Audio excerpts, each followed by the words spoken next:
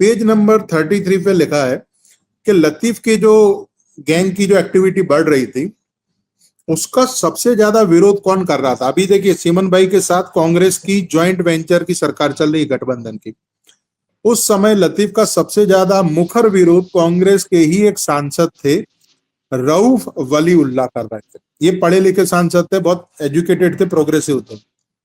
ये लेटर लिखते थे राजीव गांधी को, क्योंकि राजीव गांधी थे उस टाइम पे करतार था भारत कांग्रेस के, यानी पूरे भारतीय कांग्रेस के। ये लेटर लिख रहे थे कि गुजरात में जो ये लतीफ की गैंग कर रही है उसको जो भी तरीके से, जो सरकार इसकी निष्क्रियता, इससे हमारी कांग्रेस की ऊपर जो मतलब क्रेडिबिलिटी है उस पर चिन्ह लग रहे हैं। ये कौन कर रहा है, प्रखर विरोध कौन कर रहा है, सांसद रऊफ वलीउल्लाह। चिमन भाई की सरकार में होम मिनिस्टर हुए कांग्रेस के, जिनका नाम था सीडी पटेल। तो सीडी पटेल जो थे वो पेशे से वकील थे, वो कानून को बहुत मानते, उनको भी ये लतीफ का जो साम्राज्य था वो पसंद नहीं था, उनने भी उसको खत्म करने की ठान ली और वो कड़े कदम उठाना चाह रहे थे। यानी लतीफ के सामने एक्टिव अगर दो लोग हुए तो एक कांग्रेस ही है, वो सांसद, और एक होम मिनिस्टर वो भी कांग्रेसी। ये काम भाजपा जब गठबंधन में सरकार में थी तब वो भी कर सकती थी, लेकिन उन्होंने नहीं किया, निष्क्रिय रहे करीब करीब।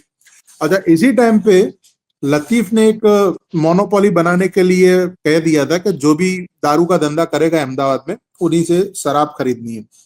लेकिन कुछ लोग ऐसे थे जो इंडिविजुअल राजस्थान से डायरेक्ट दारू मंगाते थे, खुद ही बेचते थे ताकि मुनाफा उसमें ज्यादा रहे। तो उसी सिलसिले में, मोनोपोली बनाने के सिलसिले में एक हत्याकांड हुआ। अहमदाबाद में एक बुटलेगर था हंसराज, वो राधिका जिमखाना चलाता था, जुए का अड्डा चलता था वहां पे, शराब की ये सब होता था। उसमें लतीफ के लोगों ने जाके AK-56 से गोलियां चलाई, जिसमें हंसराज की हत्या हो गई। ठीक है, अब ये इतनी बड़ी घटना थी क्योंकि AK-56 उस समय में गुजरात पुलिस के पास भी नहीं थी, 303 थी, और इनके पास AK-56 आ गई। और आपको बता दूं, दाऊद ने जो बम ब्लास्ट वगैरह करवाए थे उसके अंदर जो असला उतरा था उसमें ऐसा माना जाता है कि एक ट्रक भर के असला कुछ लतीफ के यहाँ पे भी पहुंचा था। वो आगे आएगी बात, आप नीचे ले जाइए। अब राधिका जिमखाना में जो हत्याकांड हुआ, हंसराज मर्डर केस हुआ।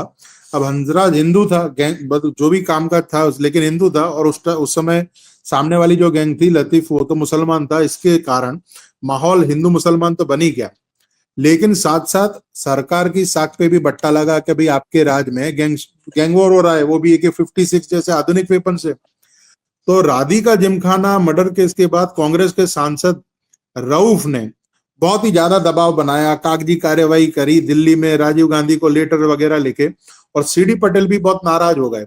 अब पुलिस पे इनका दबाव जब बढ़ा तो पुलिस को देखिए, पुलिस के साथ उनकी जो भी रही होगी लतीफ की, तो उन्होंने ऑन पेपर कार्यवाही शुरू कर दी।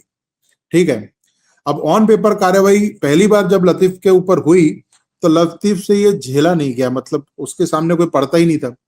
तो उसने मतलब मन बना लिया कि रऊफ की अब हत्या करना पड़ेगा, क्योंकि ये लेटर लिख लिख के सूचना दे रहा है केंद्र सरकार में राजीव गांधी के तक। तो 1992 के अक्टूबर में रऊफ वलीउल्लाह की गोली मार के हत्या हो गई, और ये उस समय सांसद थे कांग्रेस के। ठीक है, आगे बढ़ते हैं हम लोग, आगे बढ़िए। अब लतीफ ने कभी कोई भाजपाई MLA MP को कभी नुकसान नहीं पहुंचाया, लेकिन कांग्रेस का एक सांसद मार डाला रऊफ, क्योंकि उसके सामने बोलता था। भाजपा चुनाव के मुद्दे के रिगार्डिंग तो लतीफ को कुछ ना कुछ बोलते रहती थी पब्लिक डोमेन में, लेकिन कभी उनने कागजी कार्रवाई ऐसी करी नहीं थी कि उनकी दुश्मनी हो लतीफ से। ठीक है ना, ये समझ में आनी चाहिए हमारे श्रोताओं को बात। और ये इस तरह से समझ में आए, ये इस तरह से समझ में आए कि भारतीय, आप अगर देखेंगे, जैसे मैं आपको नक्सल आंदोलन में कहूं तो नक्सल आंदोलन में कांग्रेस की पूरी लीडरशिप साफ हो गई, नक्सलियों ने मार डाली। नक्सल आंदोलन में आपको जो वहां पर सड़वा जुलूम था वो कांग्रेस ने लागू किए थे, कांग्रेस की पूरी लीडरशिप साफ हो गई। भाजपा पर नक्सलियों का क्यों नहीं हमला होता, ये पूछा जाना चाहिए लोगों से, उनकी लीडरशिप को क्यों छोड़ती। रऊफ वलीउल्लाह ने जिस हिसाब से मुहिम चला रखी थी, ऐसे कई भाजपाई MP MLA ने चुनावी मुद्दा के अलावा संवैधानिक और कानूनी स्तर पे लड़ाई क्यों नहीं लड़ी। लेकिन चुनाव में याद आ जाता था लतीफ का खौफ, लतीफ का ये।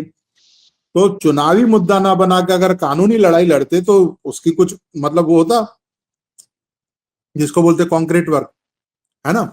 आगे बढ़ते हैं।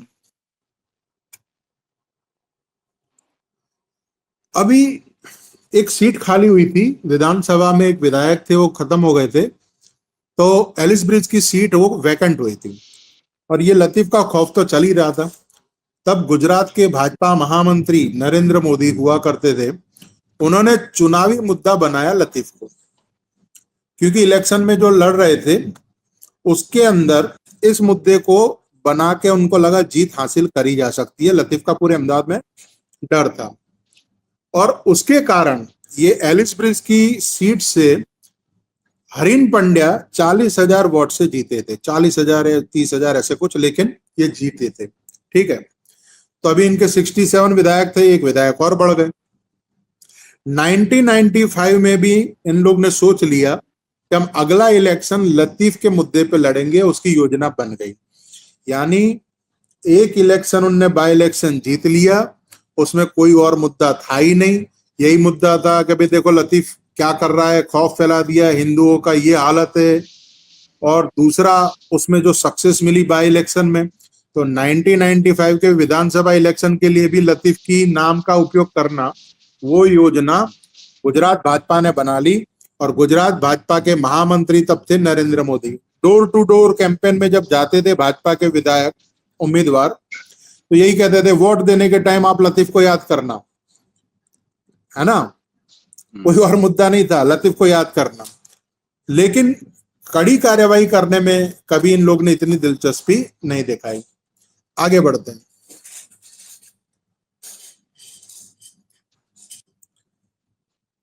कांग्रेस के जो होम मिनिस्टर थे सीडी पटेल, उन्होंने सोचा कि भाई ये जो पुलिस अफसर है उनसे तो काम होगा नहीं, अब कुछ नए पुलिस अफसर होंगे जिसपे उनका भरोसा हो, उनको उतारना पड़ेगा। तो उन्होंने डीसीपी गीता जौहरी की नियुक्ति की, जहां पे लतीफ का साम्राज्य था दरियापुर में। और डीसीपी गीता जौहरी ने एक प्लान बनाया, एक ऑपरेशन उन्होंने लॉन्च किया था, जिसमें ये ऑटो रिक्शा में बैठ के 3 लोग गए थे। गीता जौहरी खुद जो डीसीपी थी, डीवाईएसपी जाडेजा थे और सब इंस्पेक्टर पटेल साहब थे। और ये लोग लतीफ का जो घर था पोपटियावाड़, उसमें डायरेक्ट घुस गए। अच्छा, ये था कि हम लोग जाके वहां पे लतीफ को अरेस्ट करेंगे, उसके खास आदमियों को अरेस्ट करेंगे और बाकी का पुलिस टीम वहां पे फिर बाद में आ जाएगा। तो वो लोग जब अंदर घुसे तो उन्होंने 2 लोगों दबोच लिया। लतीफ कहीं ऊपर चला गया था कमरे में, तो शरीफ खान और जावेद खान की अरेस्ट हो गई। शरीफ खान ये लतीफ का शूटर था, जिसने राधिका हत्याकांड में गोलियां चलाई थी, ऐसा माना जाता है। और शरीफ खान का भाई था ये जावेद खान। इन दोनों को दबोच लिया सब इंस्पेक्टर ने और ये जाडेजा साहब।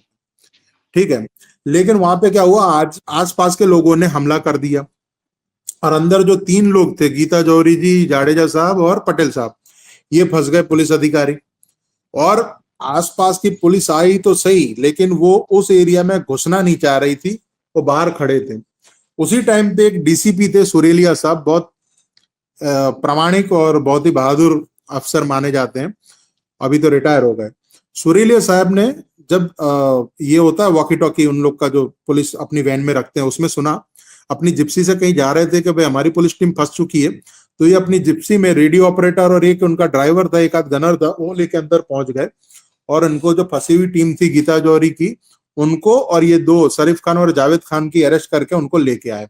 यानी उसमें हो सकता था गीता जौहरी और उनकी टीम मारी जाती, इतना भीषण चारों तरफ से घेर गए थे। और इस जान पे खेल के गीता जौहरी ने शरीफ खान, जावेद खान को पकड़ा, हालांकि लतीफ उस टाइम भाग गया था।